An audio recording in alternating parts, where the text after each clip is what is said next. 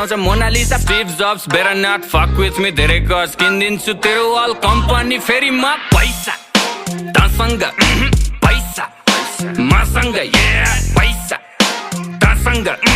पैसा मसँग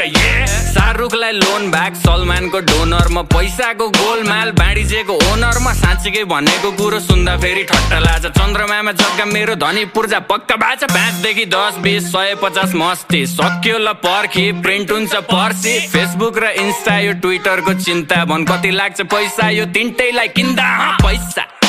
तसँग